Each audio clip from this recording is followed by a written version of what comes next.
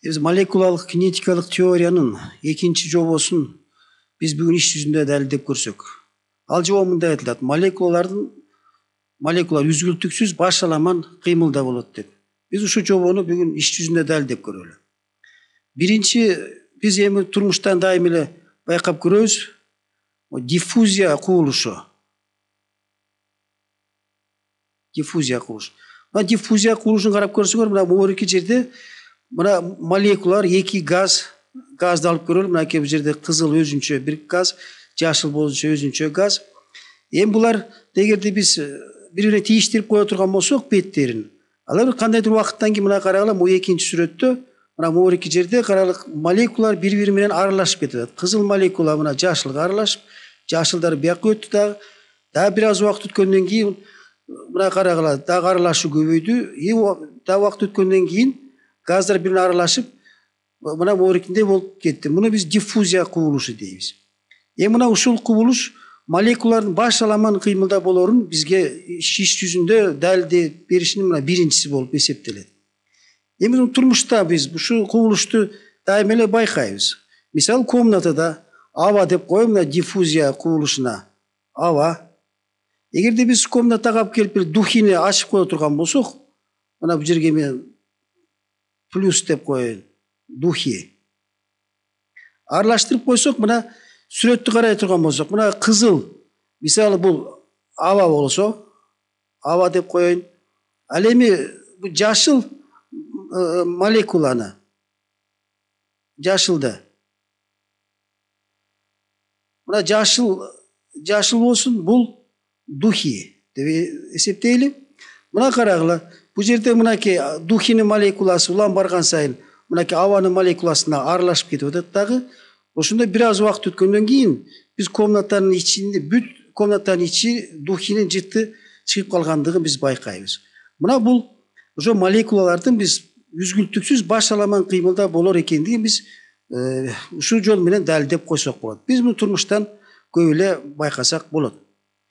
Эми экинчи жол эми ушул молекулалар, биз бул жерде эми диффузия кубулушун биз көз менен көрө албайбыз, муну только сезебиз. Ал эми көз менен көрүш үчүн бул кыймылын, бул Броун кыймылын биз мисал келтирсек болот. Броун кыймылы деп коебуз, кыймылы. Эми бул кандай кыймыл эми? Броун кыймылы деген бул суюктардагы же газдардагы бөтөн бөлүкчөлөрдүн кыймылы. Мына биякта мен суюктук деп коеюн. Бул жерде бөтөн бөлүкчө. Бөтөн бөлүкчө. Эми бөтөн бөлүкчө деп кандай түшүнөбүз? Эми бөтөн деген сөз эми бул өзү бул жерден көрүнүп тургандай бул бөлөк же чоочун деген мааниде. Бөлөк же чоочун деп коеюн. Чоочун. Себеби бул жерде эми кара, суюктук дегенге биз мындай кылайлы, сууну алалы. Бул кыймылды байкаш үчүн биз сууга эле биз боекту аралаштырып кое турган болсок, мына суюктук суюктугубуз бул суу болуп эсептелет. Ал эми бөтөн бөлүкчө болсо, бул боек. Сууга биз боекту аралаштырып коелу. Ошондо биз эгерде аралаштырып коюп микроскоп менен карай турган болсок, биз өз көзүбүз менен ошол бөтөн бөлүкчөлөрдүн кыймылын байкасак болот. Мына могу жерден кара, могулдагы сүрөттө мына могу тоголок болуп турган бул деген бөтөн бөлүкчө. Бөтөн, бул башкача айтканда боектун молекуласы болуп эсептелет, бөтөн бөлүкчө. Кыймылын карагыла бул жерде. Бул эгер микроскоп менен карай турган болсок, бул абдан момундай татаал сызыктарды берет. Эми бул сызыктар кара, могу жерде 3 сүрөт турат. Мына биринчи, экинчи, үчүнчү. Эми бул айырмасы эмнеде? Эгерде суунун температурасын, мына температура деп коет, Т барабар мисалы айтып коелу 20 градус Цельсий кезинде, эгер биз момундай сызыкты ала турган болсок, сызыкты алсак, мына 20 градус кезинде. А эгерде мына бул жерди карасак, бул экөөнүн айырмасы сезилип турат. Мына муну алып келсек, бул мисалы 30 градус Цельсий кезиндеги. Эми бул жерден байкап көрүлө кара. Температура канчалык жогорулаган сайын суунун температурасы. Мына сынык сызыктардын карагыла татаалдыгы билинип турат. Башкача айтканда мына узундугу кыскарып турат. Ошондуктан мына Бүтін бөлікчелердің қимылы бұл температурадан көз қаранды екендігін біз бұл жерден байқасақ болады. Эми ушундай сызыктарды біз ошо Броун байкап калган, бул англис ботаниги. Ошондуктан биз ушул кыймылды биз мына Броун кыймылы деп коебуз. Эми ошо бул 1827 жылы болгон. 1827 жылы бул англис ботаник, өзү физик эмес, ботаник болгон. Бул ошо киши байкап калган дагы. Бирок ошол кезде эми үчүн ушундай сызык боло тургандыгын Броун түшүндүрүп бере алган эмес. Мындан 80 жыл өткөндөн кийин, ортодон 80 жыл өткөндөн кийин Альберт Эйнштейн бул түшүндүрүп, анан аягында толугу менен бул сүрөттө көрүп турган француз физиги Перрен мунун теориясын түзүп берди. Перрен теориясын. Эми бул жерден эми биринчи ушундай татаал сызык болушунун себеби эмнеде? Муну түшүндүрүп көрөлү.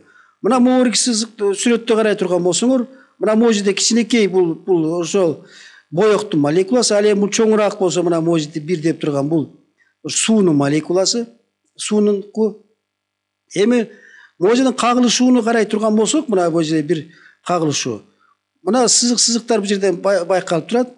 Булар эмне үчүн эми татаал сызыкты берип атат? Себеби суунун молекуласы биринчиден, суунун молекулаларын ылдамдыктары бирдей эмес.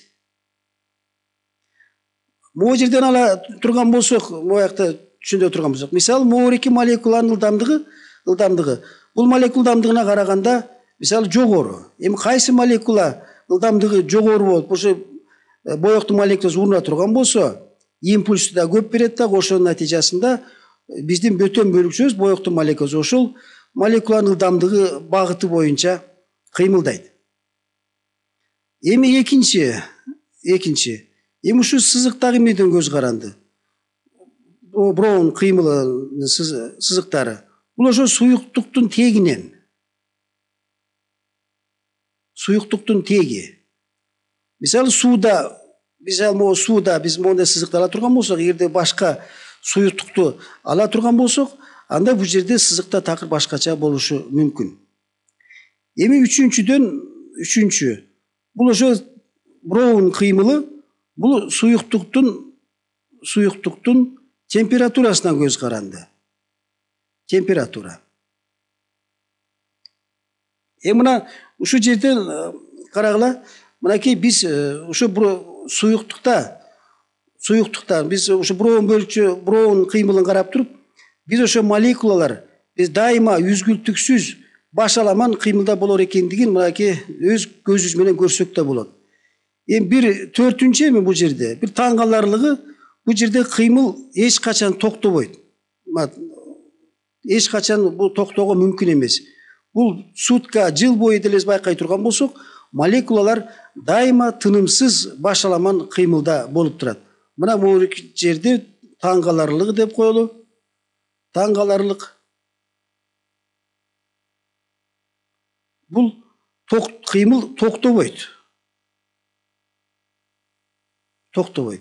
Мына ошондуктан биз ушул жерден ушу молекулалык кинетика теориянын экинчи жобосун биз ушу Броун кыймылы жана диффузия кыймылы менен биз байкасак болот. Эми мындан башка дагы биз мисалы диффузия кыймылын же молекулалар ушундай башаламан кыймылда боло тургандыгын биз үйдөн деле мисалы күндүн нурунан чаңдын майда кыпындарын карай турган болсок, биз деле ошол жерден алардын башаламан кыймылда экендигин байкасак болот. Мисалы үйдө деп коеюн, мына үйдө күндүн нурунан биз чаңдын майда кыпындарын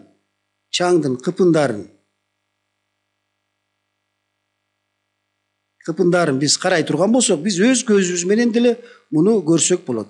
Мындан башка дагы биз түтүндү деле биз үйдөн деле карай турган болсок, түтүндөн деле ушундай кубулуштарды байкасак болот. Эми катуу нерселерде кандай? Катуу нерселерде деле молекулалардын ушул кыймылда экендигин биз байкасак болот. Катуу нерселер диффузия кылышын. Бул мисалы нафталин деген өзү катуу. Нафталин бул катуу нерсеге кирет.